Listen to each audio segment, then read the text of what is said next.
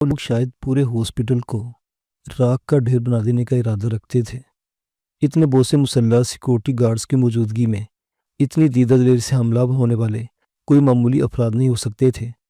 इनका मकसद भी यकीनन बहुत बड़ा रहा होगा।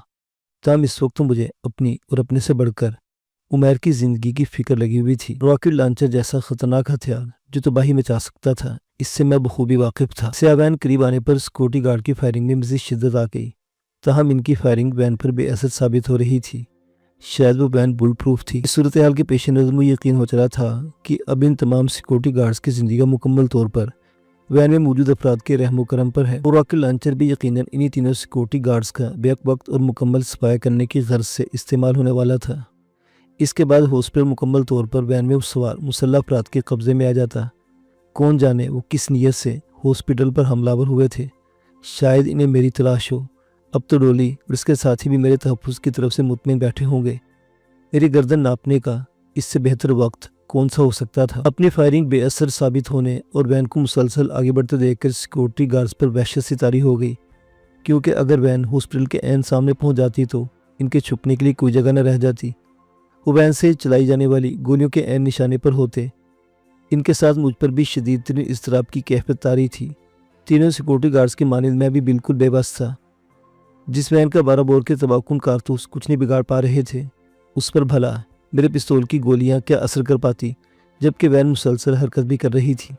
तब मैंने वैन को मुसलसल निशाने पर रखा हुआ था, सिर्फ इस उम्मीद पर कि शायद कोई काम दिखाने का मौका मिल जाए। सिक्योरिटी गार्ड्स बेचारे मुज़ाहमत न कर पाए। वैन के हॉस्पिटल के ऐन सामने पहुंचे से महज लम्हा भर पहले वो दीवार की आड़ से निकले और दौड़ते हुए हॉस्पिटल के अंदर घुस गए। तकरीबन फ़ौरन ही वैन से क्लैशनकोफ का ब्रस्ट मारा गया, लेकिन तीनों सिक्योरिटी गार्ड्स बाल बाल बच गए। मुझे यकीन था कि इन तीनों की नज़र रॉकेट लॉन्चर पर नहीं पड़ी थी, वरना वो इससे पहले ही राह फरार इख्तियार कर चुके होते। सिक्योरिटी गार्ड्स का जिंदा और मुसल्लह हालत में बच निकलना शायद वैन में सवार मुसल्लह अफराद के लिए गैर मुतवक्को था। इस नई सूरत हाल ने गालिबन इन्हें तज़ब्ज़ु में मुब्तला कर दिया। बुल प्रूफ वैन में बैठकर गोली चलाने और दूबदू मुकाबले में ज़मीन आसमान का फ़र्क था। सिक्योरिटी गार्ड्स का ताक़ुब नतीजा मौत की सूरत में भी निकल सकता था। वैन चलमो तक हॉस्पिटल के ऐन सामने खड़ी रही, फिर इसका अक़बी दरवाज़ा खुला और 3 अफराद छलांग लगाकर उतरे। उनके जिस्म पर स्याह चुस्त लिबास थे, जिसने इनका चेहरा भी मुकम्मल छुपा रखा था। वो तीनों क्लैशनकोफ से मुसल्लह थे। वैन की अगली खिड़की में मौजूद रॉकेट लॉन्चर बरदार ने अलबत्ता गाड़ी से नीचे उतरने की कोशिश नहीं की। भाई निकाब पोशों पर गोली चलाने के बारे में सोच रहा था कि मुझे बहुत से अफराद के दौड़ते कदमों की आवाज़ सुनाई दी। मैंने जल्दी से पलट कर देखा। वो तीनों सिक्योरिटी गार्ड्स थे जो हमलावरों के खिलाफ मोर्चा जमाने के लिए हॉस्पिटल की छत पर चले आए थे। मुझे देखकर वो महज एक लम्हे के लिए झिझके, फिर वो लपक कर मुंडेर पर पहुंच गए।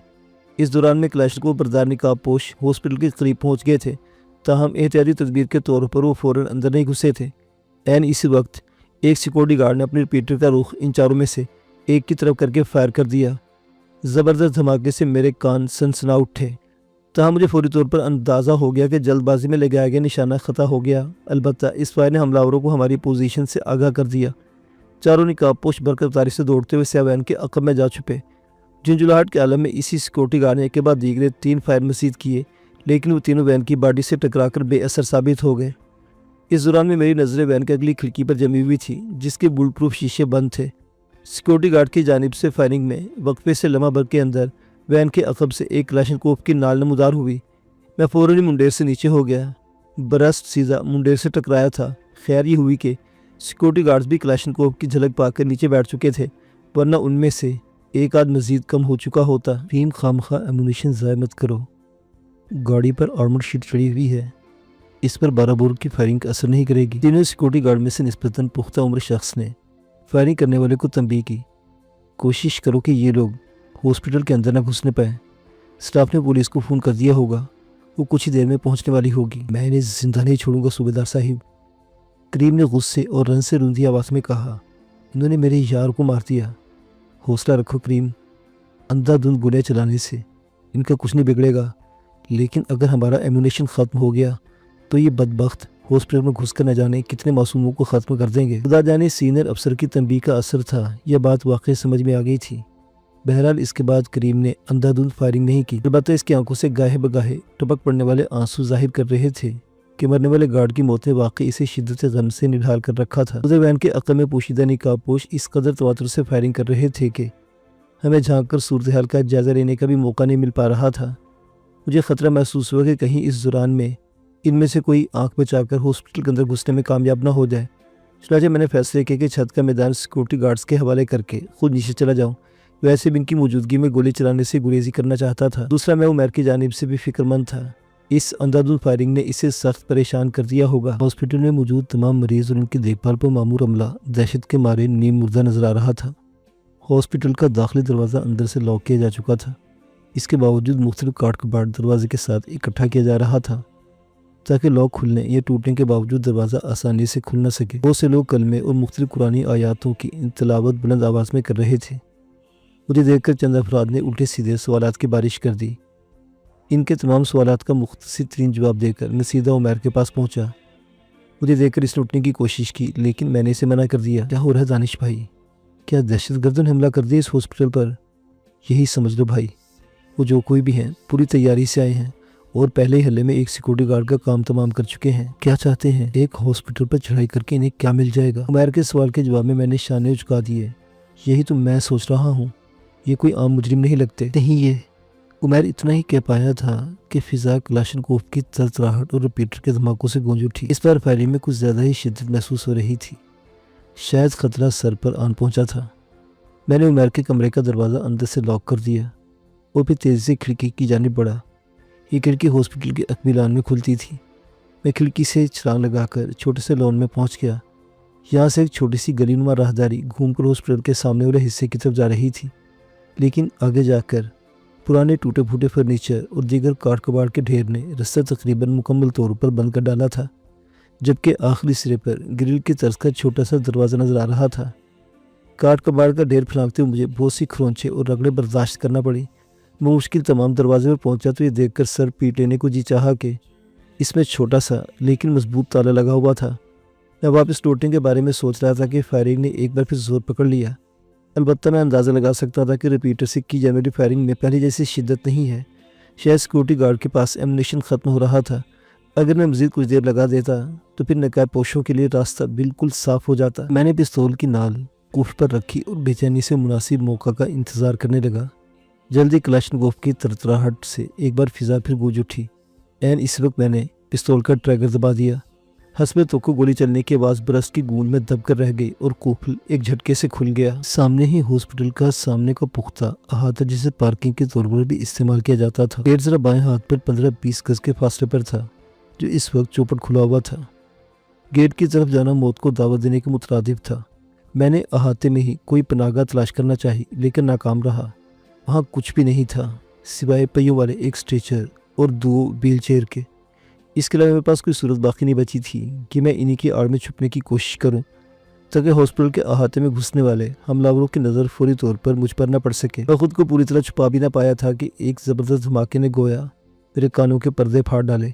اس کے ساتھ ہی منڈیر کا بہت سا ملبہ ٹوٹ کر نیچے احاطے میں آن گرا۔ میں اگر دیوار کے بالکل ساتھ میں لگا ہوتا تو شاید شدید زخمی ہو جاتا۔ مجھے یہ سمجھنے میں زیادہ دیر نہ لگی کہ وین میں سوار افراد نے راکٹ فائر کیا ہے، جس کا نشانہ وہ منڈیر بنی ہے جس کے عقب میں سیکورٹی گارڈز مورچہ لگائے ہوئے تھے۔ خدا جانے اس راکٹ نے ان کا کیا حشر کیا تھا۔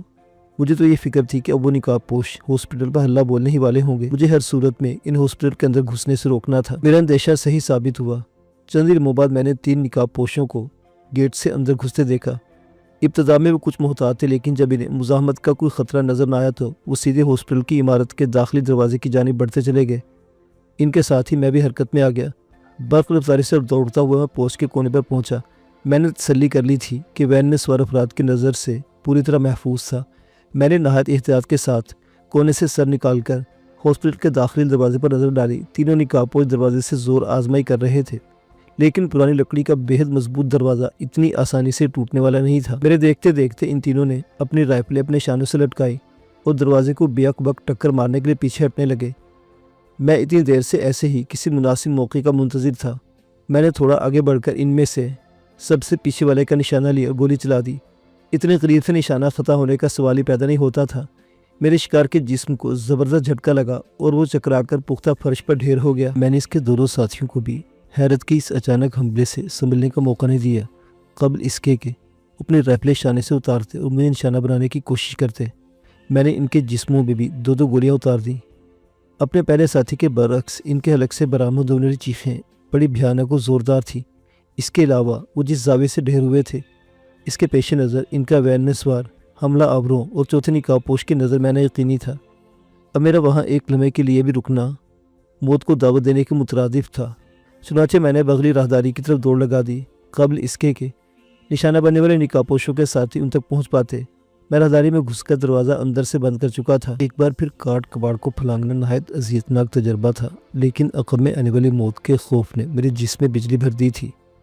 काट कबाड़ का ढेर अबूर करने के बाद मैंने इसे इस अंदाज में तरजीब देने की कोशिश की कि इसे फलांगने में ज़्यादा से ज़्यादा वक्त लगे। इसके बाद मैं राहदारी के मोड़ पर घात लगा कर बैठ गया। तहम यूँ महसूस हो रहा था कि जैसे हमलावर मेरे फरार होने के रास्ते से कतन लाइल्म थे। मैंने चंद लम्हों से ज़्यादा इंतज़ार बेसूद समझा, क्योंकि मुझे असल फिक्र ये थी कि कहीं वो लोग दाखिली दरवाजे पर राकेट न दाग दें। चुनाचे मैं जल्द अज जल्द छत पर पहुंचना चाहता था। उमैर के कमरे की खिड़की इसमें साबिक खुली हुई थी। मैं अंदर दाखिल हुआ तो इसे सख्त परेशान और मुस्तरी पाया। मुझे देखकर इसके चेहरे पर रौनक आ गई। वो मुझसे तमाम सूरत हाल के बारे में पूछना चाहता था, लेकिन मैंने इसे मुख्तसरन अल्फाज में तसल्ली देकर कमरे से बाहर निकल गया। हॉस्पिटल में मौजूद अफराद गालिबन अपनी ज़िंदगी की तरफ से मुकम्मल तौर पर मायूस हो चुके थे। चुनांचे उनमें से किसी ने भी मेरी मौजूदगी का नोटिस नहीं लिया। इन्हें कतन इल्म नहीं हो सका था कि चंद ही लम्हों पहले इन सब की ज़िंदगियाँ बचाने के लिए मैं अपनी ज़िंदगी दाव पर लगा चुका था। छत पर मौजूद तीनों सिक्योरिटी गार्ड शदीद ज़ख्मी हालत में छत पर इधर उधर पड़े हुए थे। मेरा अंदाज़ा था कि उनमें से शायद कोई भी न बच पाएगा। फौरी तौर पर मैं इनके लिए कुछ कर भी नहीं सकता था। चुनांचे इन्हें इनके हाल पर छोड़कर मैं मुंडेर की तरफ बढ़ा। ये देखकर लम्हा भर के लिए मैं चकरा कर रह गया कि सिया वैन सामने सड़क पर नज़र आ रही थी। पहले तो मैं समझा कि वो लोग फरार हो चुके हैं, लेकिन अगले लम्हे मुझे अपना ख्याल तब्दील करना पड़ा। वैन न सिर्फ मौजूद थी बल्कि अब वो हॉस्पिटल के मेन गेट के अंदर दाखिल हो चुकी थी। इस मंजर ने मेरे जिस्म में इज़्तिराब की लहर दौड़ा दी। बुल प्रूफ वैन का तो मैं कुछ भी नहीं बिगाड़ सकता था। वो लोग यकीनन दरवाज़ा तोड़कर हॉस्पिटल के अंदर दाखिल होने वाले थे। मैं वापस नीचे जाने के इरादे से उठने वाला था कि वैन की ताकत और इंजन की गुर्राहट ने मुझे रुकने पर मजबूर कर दिया। मेरे देखते देखते वैन हरकत में आई और हॉस्पिटल के गेट से निकलकर बड़ी तेज़ रफ्तारी से एक तरफ भागती चली गई। चंद ही लम्हों बाद वो मेरी नज़रों से ओझल हो गई। मैं कई लम्हों तक गुमसुम अपनी जगह पर बुत बना बैठा रहा। यूँ लग रहा था जैसे मैं कोई भयानक सपना देखकर अभी बेदार हुआ हूँ। फिज़ा में छाया सन्नाटा बेहद अजनबी सा लग रहा था। मैं शायद मज़ीद कुछ दिन इस पुरस्कून फ़िज़ा से मानूस होने की कोशिश करता, लेकिन एक सिक्योरिटी गार्ड के किराने की आवाज़ ने मुझे हकीकत की दुनिया में लौट आने पर मजबूर कर दिया। वो करीम था जिसके सर और शानों पर ज़ख्म आए थे। वो पूरी तरह होश में था, अलबत्ता इसके दोनों साथी बेहोश थे। तहम अगर फौरी तिब्बी इमदाद मिल जाती तो शायद वो बच जाते। मैं एक ही जस्त में कई की सीढ़ी उतर कर नीचे पहुँचा। हवास बाख्ता डॉक्टर और इसकी साथी नर्स को सूरत हाल समझने में खासा वक्त लग गया। वो यकीन करने को तैयार ना थे हमलावर जा चुके हैं। बिलाखिर जब मैं दाखिली दरवाज़ा खोल कर दिखाने पर तुल गया तो इन्हें मेरी बात मानना पड़ी। इन्हें सिक्योरिटी गार्ड्स को छत से नीचे लेकर आने में हमें और भी कई अफराद की मदद हासिल करना पड़ी। डॉक्टर के मुताबिक इन तीनों की हालत तशवीशनाक थी। अगर जल्द अज जल्द इन तीनों के ऑपरेशन न किए जाते तो इनका बचना मुश्किल था, जबकि इस हॉस्पिटल में एक वक्त 3 ऑपरेशन करने की गुंजाइश न थी। इनमें से कम दो को किसी बड़े हॉस्पिटल में मुंतकिल करना लाजमी था। अब इनमें से सबसे ज़्यादा ख़तरनाक कंडीशन वाले गार्ड का ऑपरेशन शुरू करें। इस दौरान में बाकी 2 को किसी हॉस्पिटल पहुंचाने का बंदोबस्त करने की कोशिश करते हैं। मैंने अपनी बात ख़त्म ही की थी कि फ़िज़ा सायरन की आवाज़ें गूंज उठी। शायद पुलिस आ गई है, आप ऑपरेशन का इंतज़ाम करें, मैं दरवाज़ा खुलवाता हूँ। दरवाज़ा खुलने से पहले मैं चंद लम्हों के लिए उमैर के कमरे में गया और अपना पिस्तौल इसके हवाले करके बाहर आ गया। कुछ ही देर बाद हॉस्पिटल पुलिस वालों से भर चुका था। उनमें मुतअद्दिद आला अफसरान भी मौजूद थे। डॉक्टर की हदायत पर 2 सिक्योरिटी गार्ड्स को सिविल अस्पताल भिजवा दिए गए, जबकि खुद वो तीसरे के ऑपरेशन में मसरूफ़ हो गया। वो पूरे 2 घंटे बाद ऑपरेशन थिएटर से बाहर आया। इस दौरान में पुलिस वाले हॉस्पिटल में मौजूद दीगर अफराद को अपने सवालात का निशाना बनाते रहे। ताहम इनमें से कोई भी सूरत हाल से पूरी तरह वाकिफ़ नहीं था। खुशकिस्मती से उनमें से किसी ने भी मेरी सरगर्मियों का नोटिस लेने के काबिल नहीं समझा था। जाहिर है खुद मैं तो अपनी ज़ुबान खोलने की हिमाकत नहीं कर सकता था। मैंने पूछ-गुछ करने वाले ऐसे को बस इतना बताया कि इस दौरान मैं कमरे का दरवाज़ा अंदर से बंद किए बैठा रहा था। मुझे नहीं मालूम हॉस्पिटल से बाहर क्या होता रहा। बाकी तमाम लोगों ने भी तकरीबन इसी किस्म के बयान दिए थे, लिहाजा ASI ने मेरे बयान के हवाले से कोई ख़ास दिलचस्पी ज़ाहिर नहीं की। इस दौरान में गोली का निशाना बनने वाले सिक्योरिटी गार्ड की लाश अंदर लाई जा चुकी थी। अलबत्ता मेरी गोलियों का निशाना बनने वाले तीनों निकाबपोश पोस्ट से गायब हो चुके थे। سیوین شاید انہیں اٹھانے کے لیے ہاسپٹل کے اندر داخل ہوئی تھی۔ یہ صورتحال میرے لیے خاصی اطمینان بخش تھی۔ اس طرح یہ راز کھلنے نہیں پایا تھا کہ اس مارکے میں 2 گارڈز کے علاوہ کسی اور نے بھی حملہ آوروں کے خلاف مزاحمت کی تھی۔ پولیس کے سوال و جواب سے فارغ ہو کر میں عمیر کے کمرے میں آ گیا۔ میں نے مختصر الفاظ میں اسے پوری صورتحال بتا دی۔ اس کی آنکھیں حیرت سے پھٹنے لگی۔ مجھے تو یقین ہو چلا ہے کہ حملہ رستم خان کے آدمی نے کیا ہے، اور وہ یقیناً ہمیں ختم کرنے کے لیے اتنی تیاریوں کے ساتھ آئے تھے۔ عمیر نے مستقل لہجے میں کہا، لیکن انہیں کیسے پتہ چلا ہوگا کہ گلریز کا ماس ساتھیوں کے خاتمہ اور منشیات کے ذخیرے کی تباہی ہم لوگوں کا کارنامہ ہے؟ بالفرض کسی طرح یہ بات جان بھی گئے ہوں تو اس قدر جلدی ہم تک کیسے پہنچ گئے؟ انہیں کس نے بتایا کہ ہم ہاسپٹل میں ملیں گے؟ میں نے عمیر کے خیال کی تردید کرنے کی کوشش کی، تاہم میں خود بھی اس پہلو کو مکمل طور پر نظر انداز نہیں کر پا رہا تھا۔ قدرے توقع کے بعد عمیر نے کہا، میرا دل بری طرح گھبرا رہا ہے۔ خدا کرے عمر اور اشرف خیریت سے ہوں۔ اگر یہ حملہ رستم خان کے کارندوں کی کارستانی ہے تو انہوں نے پہلے ان دونوں پر ہاتھ ڈالا ہوگا۔ ممکنہ وہ لوگ شدید تشدد کے ہاتھوں مجبور ہو کر ہم دونوں کا پتہ بتانے پر مجبور ہو گئے ہوں۔ عمیر کے اس نظریے نے مجھے ہلا کر رکھ دیا۔ اگر یہ سب واقع درست تھا تو پھر عمر اور اشرف کا انجام جاننے کے لیے ذہن پر زیادہ زور ڈالنے کی ضرورت نہیں تھی۔ میں فوری طور پر اس اندیشے کی تصدیق یا تردید کرنا چاہتا تھا، لیکن عمیر کو ان حالات میں تنہا چھوڑ کر جانا کسی طرح ممکن نہ تھا۔ چنانچہ میں نے ڈولی کی مدد حاصل کرنے کا فیصلہ کیا۔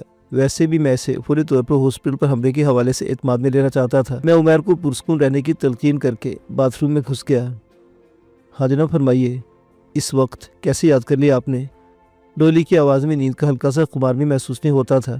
مجھے لگا کہ وہ کوئی خودکار مشین ہے جسے کبھی نیند کی ضرورت محسوس نہیں ہوتی۔ میں نے آپ کو یہ بتانے کے لیے کال کیا تھا کہ چند منٹ پہلے یہ ہاسپٹل میدان جنگ بنا ہوا تھا، بس یہ سمجھنے کہ موت ہم سے بال برابر فاصلے سے گزری۔ اوہ، یہ تم کیا کہہ رہے ہو؟ ذرا تفصیل سے بتاؤ۔ ہاسپٹل کی سیکورٹی کا نظام تو بہت عمدہ ہے۔ حملہ آور کون تھے اور سیکورٹی گارڈز کی موجودگی میں ہاسپٹل پر حملہ کرنے کی جرات کیسی کی؟ میں نے ڈولی کو سب کچھ تفصیل سے بتا دیا۔ حسب توقع اس نے بھی شدید حیرت کا اظہار کیا۔ اس کا مطلب ہے وہ لوگ واقعی بہت خطرناک ارادے سے آئے تھے۔ تمہارے اس خیال میں بھی خاصا وزن ہے کہ ان لوگوں کا اصل نشانہ غالباً تم اور عمیر تھے۔ جہاں تک ان حملہ آوروں کا تعلق ہے، رستم خان سے ہونے کی بات ہے تو اس کی تصدیق کروانے کی کوشش کرتی ہوں۔ تم مجھے عمر اور اشرف کے گھروں کا محلے کو بتا دو تاکہ میں سب سے پہلے ان کی خیریت کی تصدیق کر کے تمہیں آگاہ کر سکوں۔ ویسے میری چھٹیز کہہ رہی ہے کہ اصل معاملہ کوئی اور ہے۔ ٹھیک ہے، تم فون بند کرو، 1 گھنٹے بعد دوبارہ مجھے کال کر لو۔ امید ہے تب تک معاملہ کھل کر سامنے آ جائے گا۔ اگلا 1 گھنٹہ شدید اضطراب کی کیفیت میں گزرا۔ عمیر بھی سخت فکر مند اور پریشان نظر آ رہا تھا۔ اس نے مجھ سے ذکر نہیں کیا، تاہم میں بخوبی جانتا تھا کہ مسلسل عمر اور اشرف کی سلامتی کی دعائیں کر رہا ہے۔ یہ قسمت کا کیا عجیب و غریب کھیل تھا کہ 2 دن پہلے تک اشرف اور عمر اپنے جگری دوست عمیر کی زندگی کی دعائیں کر رہے تھے، اور اب عمیر اپنے دوستوں کی خیریت کے لیے دستبا دعا تھا۔ گھنٹہ پورا ہوتے ہی میں باتھ روم میں گھس گیا۔ ڈولی سے رابطہ قائم ہونے میں زیادہ دیر نہ لگی۔ میرے پاس تمہارے لیے کچھ زیادہ اچھی خبر نہیں مسٹر دانش۔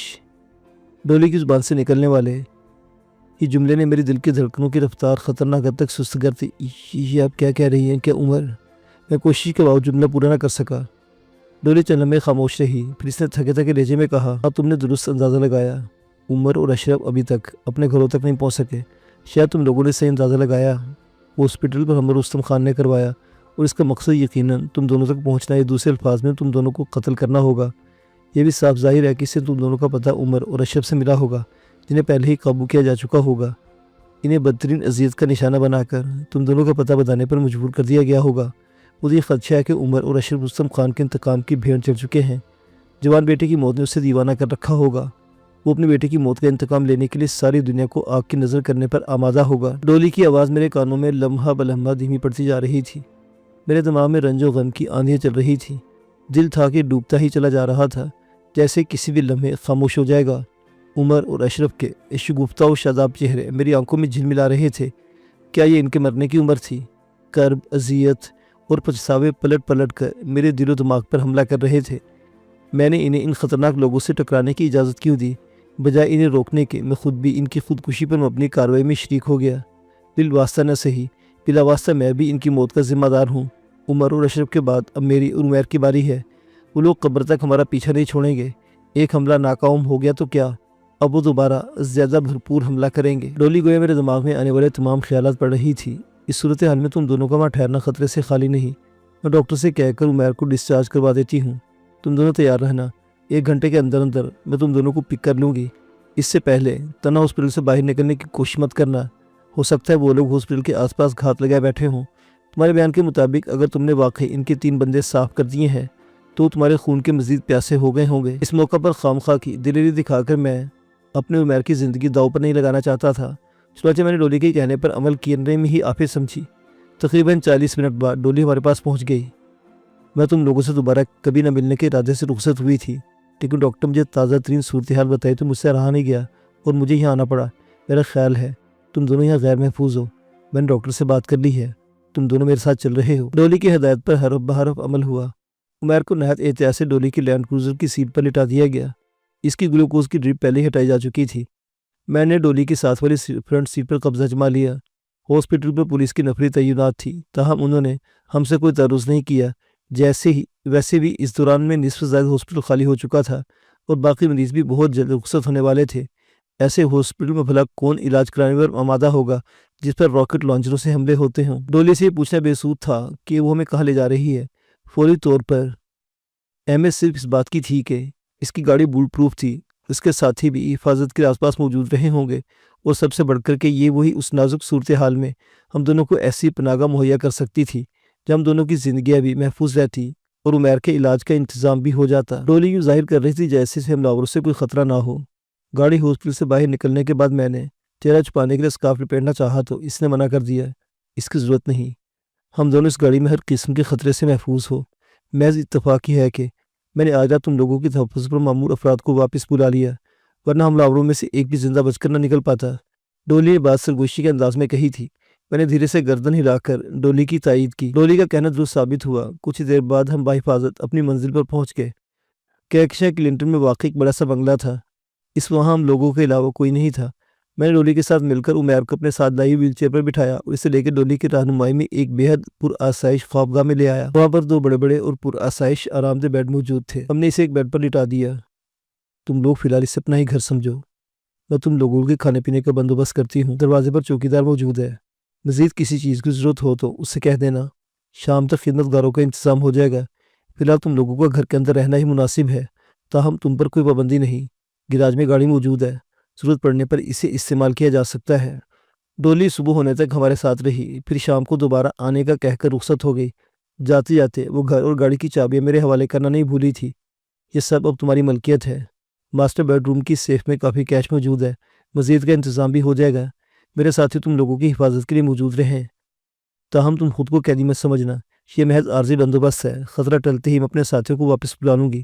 میں نے رستم خان کا دماغ درست کرنے کی ہدایت جاری کر دی ہے، امید ہے کہ اسے بہت جلد اوقات میں رہنے پر مجبور کر دیا جائے گا۔ میں نے ڈولی سے نہیں کہا، تاہم میں اپنے دل میں عہد کر چکا تھا کہ رستم خان کو اپنے ہاتھوں سے سسکا کر ماروں گا۔ عمر اور اشرف کے قتل کی اسے جتنی کڑی سزا ملتی کم تھی، تاہم میں عمر کے صحتیاب ہونے تک کسی قسم کی عملی کارروائی میں حصہ لینے کا متحمل نہیں ہو سکتا تھا۔ چنانچہ اگلے چند دن تک اپنے بنگلے تک محدود رہنے کے سوا کچھ چارہ نہیں کر سکا۔ ڈولی کے بیان کے عین مطابق ماسٹر بیڈ روم کے سیف میں 2 لاکھ روپے موجود تھے۔ 4 لاکھ روپے کا مال غنیمت پہلے ہی میرے پاس موجود تھا۔ بقول ڈولی 5 لاکھ روپے پہلے ہی میرے بینک اکاؤنٹ میں جمع کرائے جا چکے تھے، گویا میں چند ہی دنوں میں لاکھوں میں کھیلنے لگا تھا۔ یہ الگ بات ہے کہ ڈولی کی ان مہربانیوں کے بدلے میں میرے پاس دینے کے لیے کچھ بھی نہیں تھا۔ ظاہری بات ہے یہ ایک طرفہ کرم فرمائیوں کا سلسلہ بہت جلد اپنے اختتام کو پہنچنے والا تھا۔ زیبی کی ڈائری نہ ملنے کی صورت میں ڈولی کا رویہ بدلتے دیر نہ لگتی۔ میں اپنے ساتھیوں اشرف اور عمر کی جانب سے سخت پریشان تھا، اسے ان کے انجام کے بارے میں بتانے کی گنجائش نہ تھی۔ میں نے تسلی تشفی دے کر بمشکل اسے سلایا اور ٹی وی لاؤنج میں آ گیا۔ کرنے کو اور کچھ نہیں تھا۔ میں ٹی وی پر دنیا کے مختلف ملکوں کے چینل دیکھ رہا تھا۔ اگر چاہتا تو فون پر نائمہ سے بات کر سکتا تھا، لیکن اس کے سوالات کا سامنا کرنے کی ہمت مجھ میں نہیں تھی۔ ویسے بھی میں اس جگہ سے فون کرنے کا خطرہ مول نہیں رہ سکتا تھا۔ کون جانے میری کس انداز میں نگرانی ہو رہی ہو۔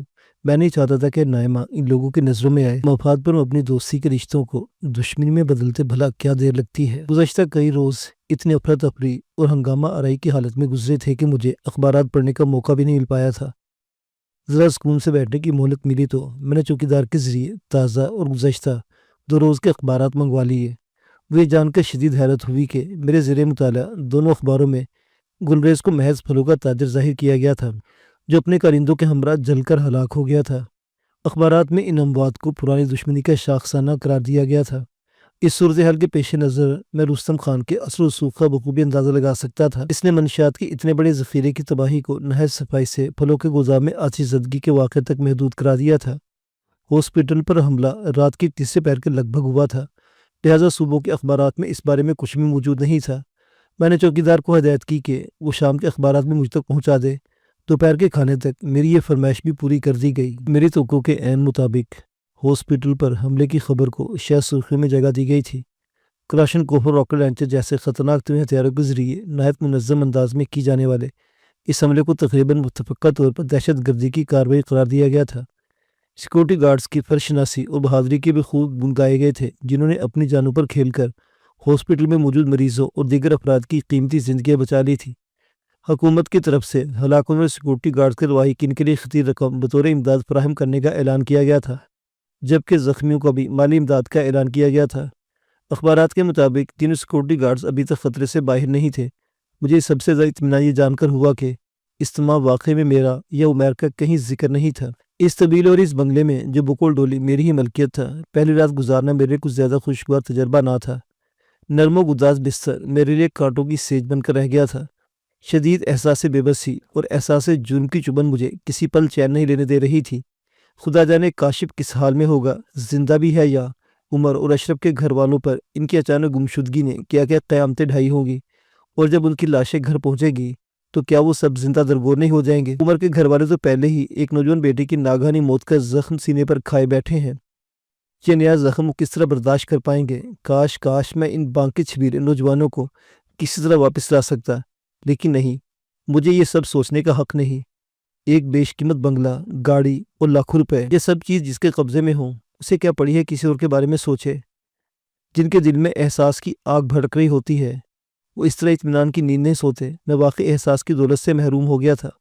قدم قدم پر ڈولی کا سہارا ڈھونڈنے لگا ہوں۔ وہ کاشف کو ڈھونڈ کے میرے حوالے کر دے گی، رستم خان سے میرے دوستوں کی موت کا بدلہ چکا دے گی، اور رات بھر جاگنے کی علامات شاید میرے چہرے پر بے حد واضح تھی۔ تبھی عمیر نے مجھے دیکھ کر چونک سا گیا۔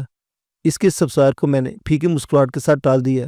گزشتہ روز اخبارات میں شائع ہوئی خبریں وہ بھی پڑھ چکا تھا۔ تازہ اخبارات میں بھی اس سلسلے میں خبریں موجود تھیں۔ ہم دونوں اس معاملے کے بارے میں تبادلہ خیالات کرتے رہے۔ میں اس روز کے اخبارات کی ایک ایک سطر کا بغور مطالعہ کر چکا تھا۔ میرے دل کو یہ دھڑکا لگا ہوا تھا کہ جلد یا بدیر عمر اور اشرف کے حوالے سے کوئی منحوس خبر میری نظروں کے سامنے آنے والی ہے۔ یہ خدشہ عمیر کے دل میں بھی رہا ہوگا، لیکن اس نے اس کا اظہار نہیں کیا۔ وہ میری توقع سے زیادہ حوصلہ مند اور بہادر ثابت ہو رہا تھا۔ میری نسبت وہ عمر اور اشرف کے زیادہ قریب تھا، لیکن اپنی شکست و ریخت کو وہ نہایت کامیابی سے اپنے آپ تک محدود رکھے ہوئے تھا۔ دانش بھائی، میں کب تک چلنے پھرنے کے قابل ہو جاؤں گا؟ عمیر نے پوچھا۔ چل پھر تو تم اب بھی سکتے ہو، بس احتیاط کرنا ہوگی۔ میرا مطلب ہے کہ پوری طرح آزادی سے چل پھر سکوں گا۔ کیوں گھر جانے کو دل کر رہا ہے؟ میں نے شگفتہ لہجے میں کہا۔ عمیر کے لبوں پر پھیکی سی مسکراہٹ ابھری۔ دراصل میں بستر پر پڑے پڑے تنگ آ گیا ہوں، جی چاہتا ہے۔ میں اس کی بات کاٹ دی۔ بس کچھ دن مزید صبر کر لو۔ اچھا یہ بتاؤ، تم گلریز اور رستم خان کے کس ٹھکانے سے واقف ہو؟ کیا تم رستم خان کی رہائش گاہ سے بھی واقف ہو؟ میری بات سن کر عمیر نے اس بات میں گردن ہلا دی۔ میرا خیال ہے ان کے تمام اڈوں سے میں واقف ہوں، جبکہ رستم خان کا بنگلہ تو یہیں کلفٹن میں واقع ہے۔ زیادہ سے زیادہ 1.5-2 کلومیٹر کا فاصلہ رہا ہوگا یہاں سے۔ بنگلہ کیا، اسے قلعہ کہنا چاہیے، بڑا سخت پیرا ہوتا ہے وہاں۔ اچھا یہ بات ہے، تم ٹھیک ہو جاؤ، مجھے دکھا دینا وہ جگہ۔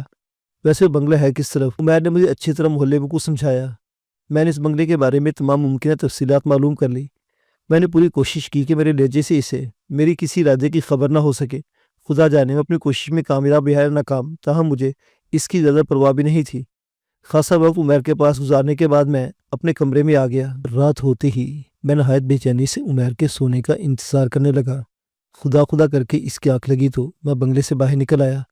چوکیدار کو مطمئن کرنے کے لیے میں نے عبداللہ شاہ غازی کے مزار پر حاضری کا ارادہ ظاہر کیا۔ اس نے گاڑی لے جانے کا مشورہ دیا، جو میں نے فاصلہ کم ہونے کا جواز پیش کر کے نرمی سے مسترد کر دیا۔